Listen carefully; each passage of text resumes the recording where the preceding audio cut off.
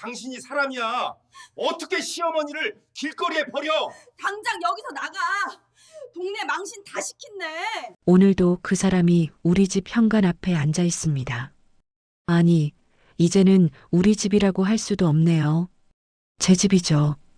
전 시어머니 박순자 씨가 벌써 일주일째 현관 앞을 지키고 있습니다. 처음 그분을 본 건 월요일 아침이었습니다. 출근하려고 문을 여는 순간 현관 앞 복도에 웅크리고 앉아 있는 할머니와 눈이 마주쳤죠. 5년 만에 보는 얼굴이었습니다. 머리는 새하얗게 새었고 주름은 더 깊어졌지만 그 매서운 눈빛만은 여전했습니다. 어머니, 왜 여기 계세요? 제 목소리는 떨렸습니다. 박순자 씨는 아무 대답 없이 저를 빤히 쳐다보기만 했죠. 그리고는 가지고 온 담요를 다시 무릎에 덮으며 고개를 돌렸습니다. 마치 오랜만에 만난 며느리가 아니라 길거리의 낯선 사람이라도 되는 듯한 태도였습니다. 저는 황급히 계단을 내려갔습니다. 뒤돌아보니 복도 끝에서 이웃 아주머니가 저를 바라보고 있었습니다. 그 시선이 너무나 따가웠습니다. 전 시어머니를 저렇게 내팽개치다니 하는 비난이 그대로 느껴졌죠. 회사에서 일이 손에 잡히지 않았습니다. 5년 전 그 일이 자꾸만 떠올랐습니다. 그날의 기억은 아직도 선명합니다. 박순자 씨는 이 동네에서 나름 유명한 사람이었습니다. 20년 넘게 미양식당이라는 큰 식당을 운영하며 제법 재산을 모았다고 들었죠. 제가 민수와 결혼할 때만 해도 그분은 당당한 식당 사장님이었습니다. 결혼식 비용은 물론이고 신혼집 전세금까지 모두 박순자 씨가 내주셨습니다. 우리 민수 잘 부탁합니다. 결혼식 날 박순자 씨가 제 손을 꼭 잡으며 했던 말이었습니다. 그때는 그분도 저도 민수도 행복했습니다. 하지만 그 행복은 3년밖에 가지 못했습니다. 결혼 3년 차 박순자 씨가 식당을 정리한다는 소식을 들었습니다. 나이가 들어 힘들다는 이유였죠. 식당을 파니 꽤 큰 돈이 들어왔다고 했습니다. 그리고 얼마 후 민수가 집에 와서는 충격적인 말을 했습니다. 엄마가 재혼하신대. 저는 귀를 의심했습니다. 박순자 씨는 당시 60이 넘은 나이였으니까요. 그런데 남자친구가 생겼다는 겁니다. 강태수라는 박순자 씨보다 10살이나 어린 남자였습니다. 이름이 강태수래. 엄마 식당에 자주 오던 손님이었대. 민수는 담담하게 말했지만 저는 뭔가 불길한 예감이 들었습니다. 환갑이 넘어서 만난 10살 연하 남자라니. 하지만 박순자 씨의 인생이니 제가 뭐라 할 수는 없었죠. 문제는 그 다음부터 시작되었습니다. 박순자 씨가 달라지기 시작한 겁니다. 예전에는 일주일에 한 번씩 우리 집에 들러 반찬을 해주시던 분이 연락이 뜸해졌습니다. 전화를 해도 받지 않으시거나 받더라도 급하게 끊으셨죠. 그리고 6개월 후 민수가 퇴근하자마자 심각한 표정으로 말했습니다. 어머니가 돈을 빌려달래. 액수를 듣고 저는 놀랄 수밖에 없었습니다. 3천만 원. 우리 집 전세금의 절반에 해당하는 큰 돈이었습니다. 식당을 팔아 몇 억을 받았다고 들었는데 왜 갑자기 돈이 필요하다는 건지 이해할 수 없었습니다. 무슨 일이세요? 제가 조심스럽게 물었을 때 박순자 씨는 짜증스러운 목소리로 대답했습니다. 사업 자금이 필요해서 그래. 곧 갚을게. 그게 전부였습니다. 무슨 사업인지 왜 갑자기 돈이 필요한지 아무 설명도 없었죠. 민수는 어머니의 말이라면 무조건 따르는 성격이었습니다. 결국 우리는 대출을 받아 그 돈을 드렸습니다. 하지만 그게 시작이었습니다. 6개월 후 또다시 5천만 원을 달라고 하셨고 그로부터 1년 후에는 또 다른 명목으로 돈을 요구하셨습니다. 저는 점점 불안해졌습니다. 대체 그 많은 돈이 어디로 가는 걸까요? 박순자 씨에게 돈을 빌려준 지 2년이 흘렀지만 단 한 푼도 돌려받지 못했습니다. 민수에게 물어봐도 그저 엄마가 사정이 어려우신가 바라며 넘어갔죠. 저는 참을 수 없었습니다. 우리도 대출 이자를 갚느라 허덕이고 있었으니까요. 어느 날 저는 혼자 박순자 씨 집으로 찾아갔습니다. 초인종을 눌렀지만 아무 대답이 없었습니다. 한참을 기다리다 마침 옆집 아주머니가 나오셔서 제게 말했습니다.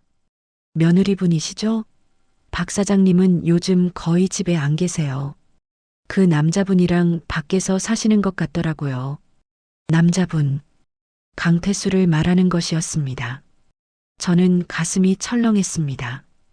그리고 한 달 후 더 충격적인 소식을 들었습니다. 박순자 씨가 자기 집을 팔았다는 겁니다. 엄마, 왜 집을 파셨어요? 어디서 사실 건데요? 민수가 황급히 전화했을 때 박순자 씨는 차갑게 대답했습니다. 내 집 내가 팔면 어때? 신경 끄고 너희나 잘 살아. 그리고 전화를 끊었습니다. 민수는 며칠 동안 어머니께 연락을 시도했지만 박순자 씨는 전화를 받지 않았습니다. 저는 그제야 확신했습니다. 우리가 빌려준 돈, 박순자 씨의 식당 매각 대금, 집까지 판 돈. 그 모든 게 강태수에게 간 거라고. 그로부터 몇 달 후 민수의 친구에게서 연락이 왔습니다. 민수 친구의 형이 금융회사에 다니는데 박순자 씨 명의로 대출 신청이 들어왔다는 겁니다. 액수는 무려 1억 원. 하지만 박순자 씨는 이미 여러 곳에서 대출을 받은 상태라 더 이상 대출이 불가능했다고 합니다. 그래서 그 여자가 뭐라고 했는데? 제가 물었을 때 민수 친구는 조심스럽게 대답했습니다. 아들 명의로 대출받게 해달라고 했대요. 자기가 갚을 테니까 이름만 빌려달라고. 저는 그 순간 온몸에 소름이 돋았습니다. 박순자 씨는 자기 아들까지 이용하려 한 겁니다. 저는 민수에게 단호하게 말했습니다. 절대 안 돼요. 우리 더 이상 어머니 일에 휘말리면 안 됩니다. 하지만 민수는 괴로워했습니다. 어머니를 외면할 수 없다는 거였죠. 결국 민수는 제 몰래 자기 명의로 7천만 원을 대출받았습니다. 그리고 그 돈을 박순자 씨에게 드렸습니다. 제가 그 사실을 안 건 통장 정리를 하다가였습니다. 갑자기 생긴 거액의 대출과 바로 출금된 기록. 저는 믿을 수가 없었습니다. 민수에게 따져 물었을 때 그는 고개를 숙인 채 말했습니다. 미안해. 엄마가 너무 급하다고 해서. 그날 우리는 결혼 후 처음으로 크게 싸웠습니다. 저는 소리쳤습니다. 우리 미래는 어떻게 하냐고, 아이는 언제 낳을 건데 이렇게 빚만 지고 사냐고. 하지만 민수는 변명만 늘어놓았습니다. 엄마가 곧 갚으신대. 사업이 잘 되면. 그런 말을 믿는 제 자신이 한심했습니다. 하지만 더 큰 문제는 그 다음이었습니다. 박순자 씨가 또다시 민수에게 대출을 요구한 겁니다. 이번에는 무려 1억 원이었습니다. 안 돼요. 절대로요. 저는 처음으로 박순자 씨에게 직접 전화를 걸었습니다. 하지만 박순자 씨의 반응은 차갑기만 했습니다. 네가 왜 나서? 내 아들한테 돈 달라는 건데. 어머니, 그 돈 어디에 쓰시는 거예요? 식당 팔아서 받은 돈은요? 집 한 돈은 다 어디 갔어요? 제가 물었을 때 박순자 씨는 잠시 침묵하더니 화를 냈습니다. 내 돈 내가 어디 쓰든 내가 상관할 바 아니야. 민수 바꿔. 결국 민수는 또다시 대출을 알아봤지만 이미 한도를 초과해서 더 이상 대출이 불가능했습니다. 그러자 박순자 씨는 우리 집 전세금을 빼서 달라고 요구했습니다. 그것도 거절당하자 박순자 씨는 며칠 동안 민수에게 전화를 하며 울먹였습니다. 엄마가 죽을 것 같아. 내가 날 살려야 해. 민수는 점점 지쳐갔습니다. 회사에서도 일이 손에 잡히지 않았고 집에 오면 멍하니 앉아만 있었죠. 저도 한계였습니다. 이렇게는 더 이상 살 수 없었습니다. 박순자 씨의 요구는 점점 더 심해졌습니다. 돈을 줄 수 없다고 하자 이번에는 민수 명의로 신용카드를 만들어 달라고 했습니다. 그것도 여러 개를요. 민수는 어머니의 요구를 거절하지 못하고 카드를 만들어 드렸습니다. 한 달 후 카드 대금 청구서가 날아왔습니다.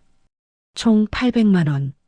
명품 가방, 고급 레스토랑, 심지어 해외여행 경비까지 모두 민수 카드로 결제되어 있었습니다. 저는 청구서를 보며 손이 떨렸습니다. 이게 다 뭐예요? 루이비통? 샤넬? 어머니가 이런 걸 사셨다고요? 민수는 아무 말도 하지 못했습니다. 저는 견딜 수 없어서 다시 박순자 씨에게 전화를 걸었습니다. 어머니, 이게 무슨 짓이세요? 우리가 갚아야 할 돈이 얼만데 이렇게 명품을 사시다니요. 그러자 박순자 씨는 오히려 화를 냈습니다. 내가 평생 고생만 하다가 이제 좀 누리고 사는 게 뭐가 어때서? 너희는 젊으니까 벌면 되잖아. 저는 어이가 없었습니다. 자기 돈도 아니고 아들 명의로 빚을 내서 명품을 사고 그걸 당연하다는 듯이 말하는 박순자 씨. 그 순간 저는 이분과는 더 이상 가족으로 지낼 수 없다는 걸 깨달았습니다. 그리고 그때 결정적인 사건이 터졌습니다. 민수가 퇴근도 하기 전에 집으로 웬 남자가 찾아온 겁니다. 40대 후반으로 보이는 날카로운 인상의 남자였습니다. 박순자 씨 아들 되시는 분 맞으시죠? 남자는 무례하게 집안을 훑어보며 물었습니다. 저는 본능적으로 문을 막아섰습니다. 저는 강태수 씨 조카입니다. 박순자 씨 계십니까? 강태수의 조카. 저는 온몸에 경계심이 일었습니다. 남자는 비웃듯이 말했습니다. 박순자 씨가 저희 삼촌한테 빌린 돈이 있어서요. 3억이요. 근데 연락이 안 되네요. 아드님이 대신 갚으셔야 할 것 같은데요. 저는 그 자리에서 다리에 힘이 풀렸습니다. 3억? 박순자 씨가 강태수에게 3억을 빌렸다고? 남자는 코웃음을 쳤습니다. 애인, 그냥 호구였죠. 우리 삼촌이 박순자 씨한테 투자하면 돈을 몇 배로 불려준다고 했거든요. 그래서 박순자 씨가 가진 돈 다 갖다 바쳤죠. 집도 팔고 식당 판 돈도 다 주고 심지어 아들한테 받은 돈도 다 우리 삼촌한테 줬어요. 저는 귀를 의심했습니다. 그런데 삼촌이 박순자 씨한테 돈을 빌려줬거든요. 3억을요. 이자 포함하면 지금 4억 가까이 됩니다. 근데 박순자 씨가 도망갔어요. 그러니 아들이 갚아야죠. 남자는 차용증을 꺼내 보여줬습니다. 거기에는 박순자라는 이름과 도장이 찍혀 있었습니다. 저는 그 자리에서 주저앉았습니다. 사기? 아니죠. 투자 실패죠. 박순자 씨가 욕심부려서 잘못된 거예요. 남자는 냉정하게 말하며 명함을 던지듯 내밀었습니다. 일주일 안에 연락 주세요. 안 그러면 법적 조치 들어갑니다. 그날 저녁 집에 온 민수에게 그 이야기를 했을 때 민수는 완전히 무너졌습니다. 식음을 전폐하고 방에만 틀어박혀 있었죠. 저는 박순자 씨에게 미친 듯이 전화를 걸었지만 계속 꺼져 있었습니다. 사흘 후 박순자 씨에게서 문자가 왔습니다. 미안하다. 하지만 어쩔 수 없었다. 태수 씨가 정말 사업가인 줄 알았다. 민수야, 엄마 좀 도와줘. 저는 그 문자를 보고 분노가 치밀어 올랐습니다. 아들한테 수억의 빚을 떠안기고도 도와달라니요? 저는 민수 몰래 박순자 씨에게 답장을 보냈습니다. 어머니, 우리는 더 이상 도와드릴 수 없습니다. 그리고 강태수한테 진 빚은 어머니가 직접 해결하세요. 다음 날 박순자 씨에게서 전화가 왔습니다. 하지만 이번에는 울먹이는 목소리가 아니라 차갑고 날카로운 목소리였습니다. 내가 감히. 내가 누군데 내가 나한테 이래? 박순자 씨의 전화는 협박에 가까웠습니다. 내가 민수 낳아서 키웠어. 대학도 보내고 결혼도 시켰지. 이제 자식이 어미 좀 도와주는 게 당연한 거 아니야? 저는 침착하게 대답했습니다. 어머니, 우리도 어머니를 도와드리고 싶지만 한계가 있어요. 지금 우리가 갚아야 할 빚이 얼마인지 아세요? 어머니 때문에 생긴 빚만 2억이 넘어요. 그게 다 너희 잘 되라고 쓴 돈이야. 태수 씨가 사업하면 돈을 몇 배로 불려준다고 했어. 그럼 너희한테도 다 갚아주고 더 많이 줄 수 있었다고. 박순자 씨는 자기 합리화만 늘어놓았습니다. 강태수가 사기꾼이라는 걸 알면서도 여전히 그를 변호했습니다.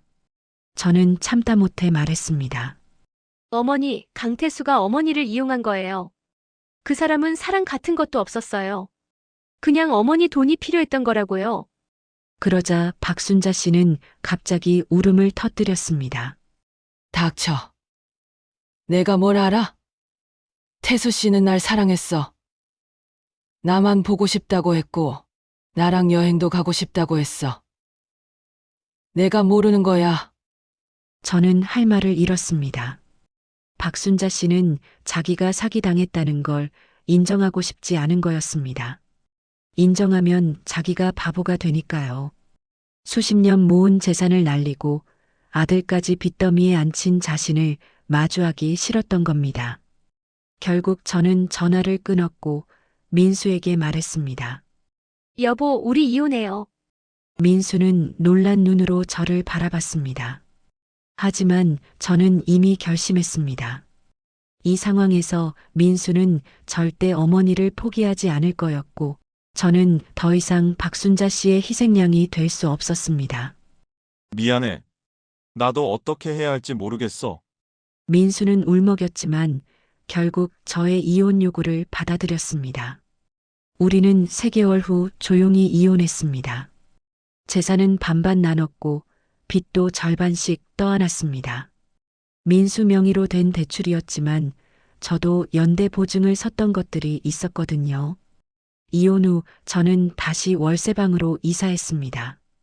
그리고 빚을 갚기 위해 주말에도 아르바이트를 시작했죠. 힘들었지만 박순자 씨에게서 벗어났다는 해방감이 더 컸습니다. 그렇게 2년이 흘렀습니다. 저는 빚의 절반을 갚았고 새로운 삶을 꾸려가고 있었습니다. 민수와는 가끔 연락하며 빚 상환 계획을 공유했는데 민수도 열심히 갚고 있다고 했습니다. 어느 날 민수에게서 전화가 왔습니다. 어머니가 다시 나타났어. 저는 가슴이 철렁했습니다. 박순자 씨가 다시 돈을 요구하는 건 아닐까 걱정이 됐죠. 어머니가 완전히 망했대. 강태수는 이미 도망갔고 채권자들이 어머니를 쫓아다니고 있어. 그래서 내게 도와달라고 하시는데. 안 돼요. 절대 도와드리면 안 됩니다. 저는 단호하게 말했습니다. 하지만 민수는 괴로워했습니다. 그래도 내 어머니인데. 길거리에서 자고 계신데. 그건 어머니가 선택한 결과예요. 우리가 책임질 수 없어요. 결국 민수는 박순자 씨를 만나지 않기로 했습니다. 하지만 그게 끝이 아니었습니다. 일주일 후 제 집 앞에 박순자 씨가 나타난 겁니다. 이혼한 마누라, 주제에 아직도 우리 아들한테 연락하고 다니냐? 현관 앞에 앉은 박순자 씨의 첫 마디였습니다. 저는 황당했습니다. 제가 민수에게 연락한 게 아니라 민수가 먼저 연락했는데 마치 제가 민수를 괴롭히는 것처럼 말하는 거였죠. 어머니, 무슨 말씀을 하시는 거예요? 민수가 날 안 만나주는 건 내가 뒤에서 부추겨서 그런 거 아니야? 내 아들은 원래 착한 애였어. 내가 이혼하겠다고 해서 이렇게 된 거지. 박순자 씨는 모든 걸 저 탓으로 돌렸습니다. 자기가 수억을 날리고 아들을 빚더미에 앉힌 건 생각하지 않고요. 저는 진정하려 애썼습니다. 어머니, 저는 민수를 부추기지 않았어요. 그리고 저희 이혼한 지 벌써 2년이 넘었습니다. 이제 어머니와는 아무 상관도 없어요. 상관없어. 내가 우리 민수 인생 망쳐놓고 상관없다고? 박순자 씨는 목소리를 높였습니다. 복도 끝에서 누군가 문을 여는 소리가 들렸습니다. 이웃들이 듣고 있었습니다. 저는 얼굴이 화끈거렸습니다. 어머니, 조용히 하세요. 민수한테 가시면 안 돼요?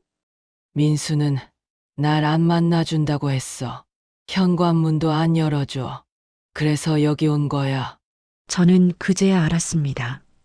박순자 씨가 민수를 찾아갔지만 거절당했고 이제 저를 압박하려 온 거였습니다. 이혼한 며느리 집 앞에서 소동을 일으키면 민수가 창피해서라도 어머니를 만나줄 거라고 생각한 거죠. 어머니, 그렇게 해봤자 소용없어요. 민수도 더 이상 도와드릴 수 없어요. 그럼 넌 날 어쩌라고? 길거리에서 죽으라고?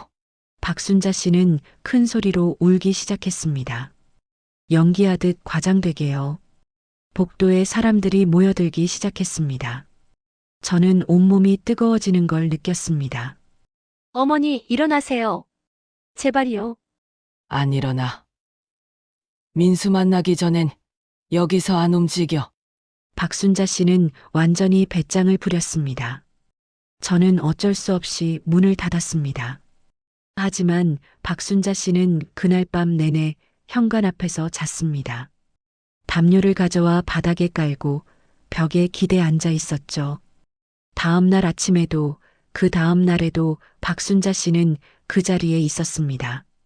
이웃들의 시선이 점점 따가워졌습니다. 어떤 아주머니는 저를 보고 쭉 혀를 찾고 어떤 아저씨는 어르신을 저렇게 두면 안 되는 거 아니냐고 따지듯 물었습니다.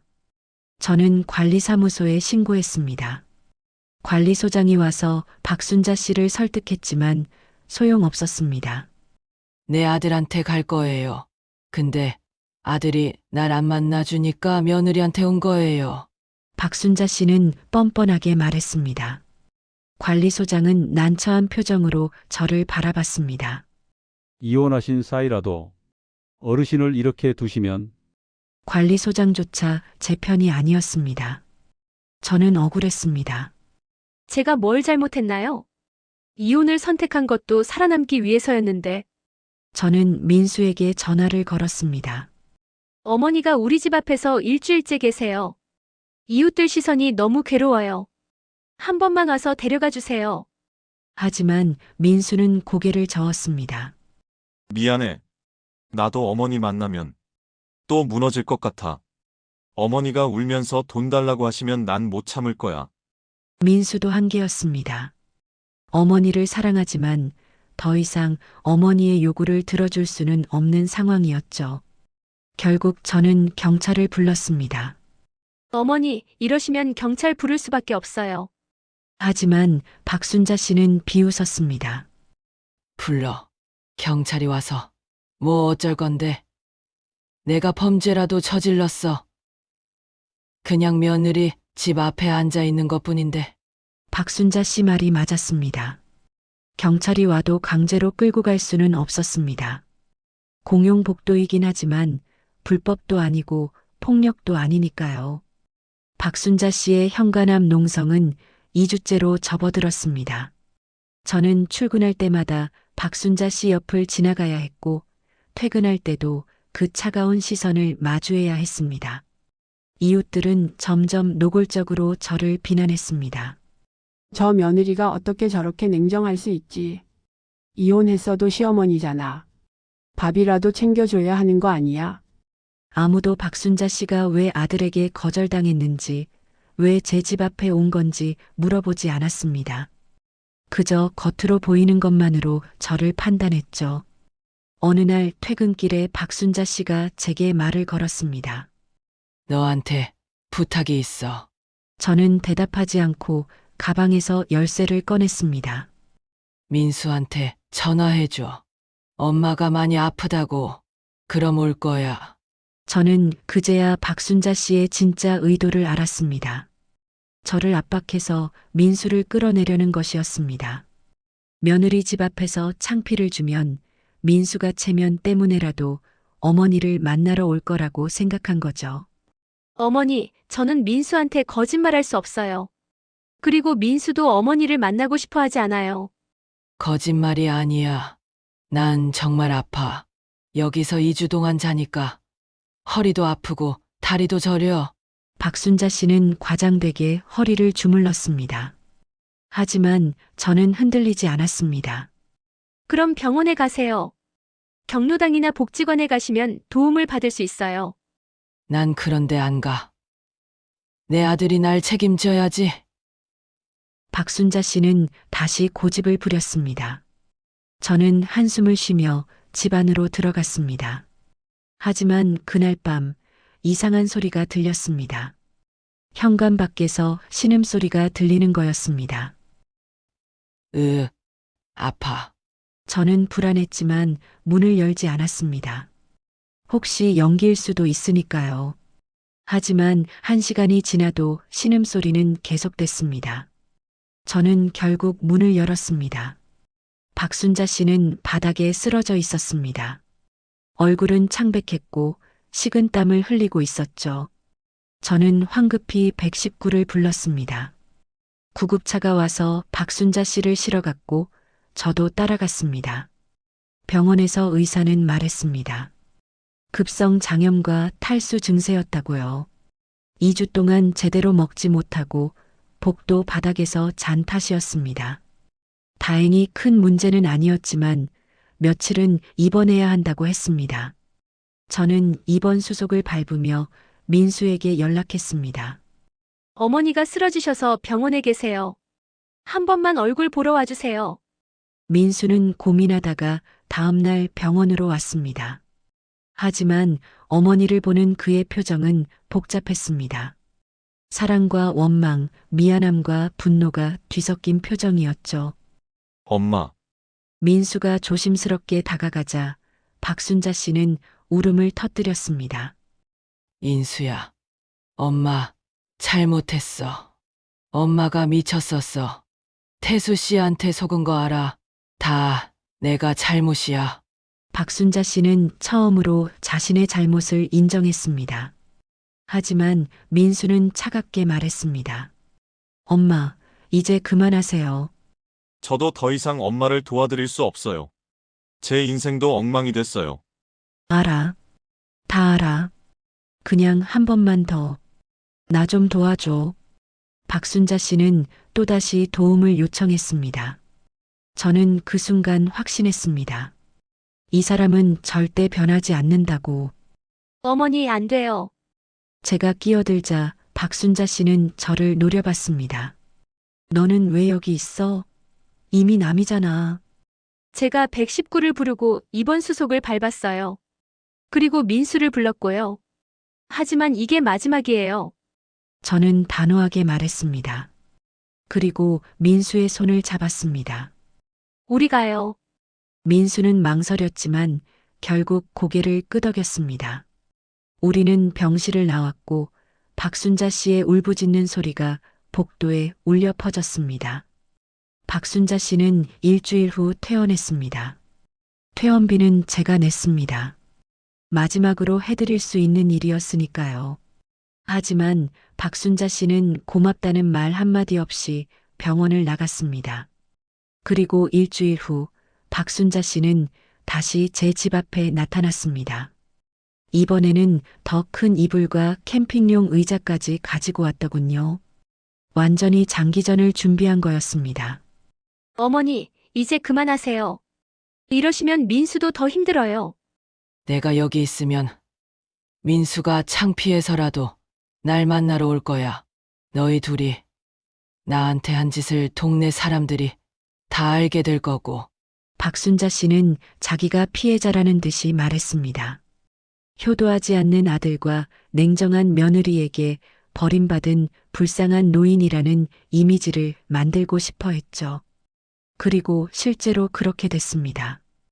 이웃들은 점점 더 노골적으로 저를 비난했습니다.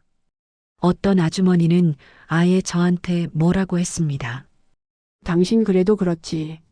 노인을 저렇게 내버려 두면 어떡해요. 민수 씨한테라도 연락해서 어머니 좀 모셔가라고 하세요. 저는 더 이상 참을 수 없었습니다. 그래서 그 아주머니에게 그리고 모여있던 이웃들에게 진실을 말했습니다. 어머니는 수십억을 사기꾼한테 갖다 바치고 아들한테도 2억이 넘는 빚을 떠안겼어요. 그것도 모자라 아들 명의로 카드까지 만들어서 명품을 사고 다니셨죠. 민수는 그 빚 때문에 아직도 고생하고 있어요. 그리고 저는 그 때문에 이혼했고요. 이웃들은 놀란 표정으로 입을 다물었습니다. 박순자 씨는 당황한 얼굴로 저를 쳐다봤습니다. 네, 내가 감히. 어머니, 제가 왜 감히가 아니에요? 어머니가 하신 일을 말한 것뿐이에요. 어머니는 피해자가 아니에요. 가해자예요. 저는 떨리는 목소리로 말했습니다.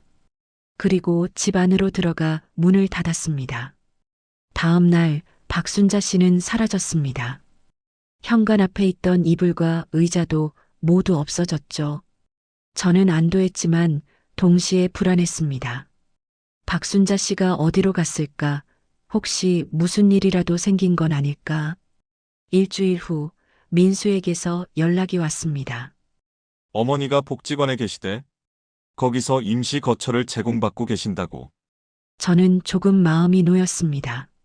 적어도 길거리에서 자는 건 아니니까요. 그리고 한 달 후 민수를 우연히 마주쳤습니다. 동네 카페에서였는데 민수는 많이 여윈 모습이었습니다. 요즘 어때요? 제가 물었을 때 민수는 쓴웃음을 지었습니다. 그냥 빚 갚으며 살고 있어. 어머니는 가끔 전화하시는데 더 이상 돈 달라는 말씀은 안 하셔. 대신 보고 싶다고만 하시더라. 만나러 갈 거예요? 모르겠어. 아직은 용기가 안 나. 민수는 여전히 어머니와의 관계를 회복하지 못하고 있었습니다. 저는 민수가 불쌍했지만 동시에 그게 맞다고 생각했습니다. 박순자 씨는 아직 진심으로 반성하지 않았으니까요. 그로부터 6개월이 흘렀습니다. 저는 드디어 제 빚을 모두 갚았습니다. 3년 동안 주말도 없이 일한 결과였죠. 빚을 갚고 나니 몸은 피곤했지만 마음은 한결 가벼워졌습니다. 저는 작은 원룸에서 투룸 아파트로 이사했습니다. 새 출발을 위한 공간이었죠. 짐을 정리하던 어느 날 민수에게서 문자가 왔습니다. 어머니가 복지관을 나가셨대. 지방에 계신 친구분이 데려가셨다고 해. 저는 안도했습니다. 박순자 씨가 드디어 제 삶에서 완전히 사라진 거였으니까요. 하지만 동시에 씁쓸했습니다. 그분이 제대로 반성하고 새로운 삶을 살 수 있을까 하는 의문이 들었거든요. 3개월 후 저는 소개팅에서 좋은 사람을 만났습니다. 김준호라는 이름의 다정하고 성실한 남자였습니다. 준호는 제 과거를 듣고도 이해해줬습니다. 힘든 시간을 보내셨네요. 하지만 잘 이겨내셨어요. 준호의 말에 저는 처음으로 제 자신을 인정할 수 있었습니다. 제가 냉정한 며느리가 아니라 살아남기 위해 최선을 다한 사람이었다는 거요. 우리는 1년 동안 연애를 했고 결혼을 결심했습니다. 결혼식은 작고 소박하게 하기로 했죠. 가족들과 친한 친구들만 초대했습니다. 결혼식 한 달 전 민수에게서 전화가 왔습니다. 결혼한다며? 축하해. 고마워요. 민수 씨도 좋은 사람 만나서 행복하길 바랄게요. 응. 그리고 어머니 소식은 못 들었어? 아니요. 왜요? 요즘 연락이 안 돼서. 혹시 알까 싶어서. 저는 박순자 씨에 대해 더 이상 알고 싶지 않았습니다. 하지만 민수의 걱정스러운 목소리에 마음이 조금 흔들렸죠. 민수 씨, 어머니는 어머니 인생을 사시는 거예요. 우리가 책임질 수 없어요. 알아. 그냥 가끔 걱정돼서. 민수는 여전히 어머니를 완전히 놓지 못하고 있었습니다. 하지만 저는 달랐습니다. 저는 이미 그 상처에서 벗어났고 새로운 행복을 향해 나아가고 있었으니까요. 결혼식 날 저는 웨딩드레스를 입고 거울을 보았습니다. 거울 속의 제 모습은 행복해 보였습니다. 3년 전 이혼할 때의 초라하고 지친 모습이 아니라 당당하고 빛나는 모습이었죠. 예식장으로 가는 차 안에서 준호가 제 손을 잡았습니다. 긴장돼? 아니, 오히려 편해. 이제 정말 새로운 시작이니까. 준호는 미소 지으며 제 이마에 키스했습니다. 우리는 예식장에 도착했고 하객들의 축복 속에서 결혼식을 올렸습니다. 피로연이 끝나고 신혼여행을 떠나기 전 저는 민수에게 마지막 문자를 보냈습니다. 민수 씨도 행복하세요. 그리고 어머니 일은 더 이상 저한테 말하지 마세요. 저는 이제 제 인생을 살 거예요. 민수는 답장을 보내지 않았습니다. 하지만 괜찮았습니다. 저는 이미 과거를 정리했으니까요. 신혼여행지에서 저는 준호와 함께 바다를 바라보았습니다. 파도가 밀려왔다 다시 빠져나가는 모습을 보며 생각했습니다. 인생도 저렇구나. 힘든 시간이 밀려왔다가도 결국은 빠져나가고 그 자리에 새로운 것이 들어온다는 걸. 저는 이제 행복합니다. 박순자 씨가 어디서 무엇을 하든 민수가 어떻게 살든 그건 제 인생이 아닙니다. 제 인생은 지금 여기 준호와 함께 시작되는 이 순간부터입니다. 그리고 저는 다짐했습니다. 앞으로는 누구에게도 제 행복을 빼앗기지 않겠다고. 제가 지켜낸 이 평화를 소중히 여기며 살겠다고.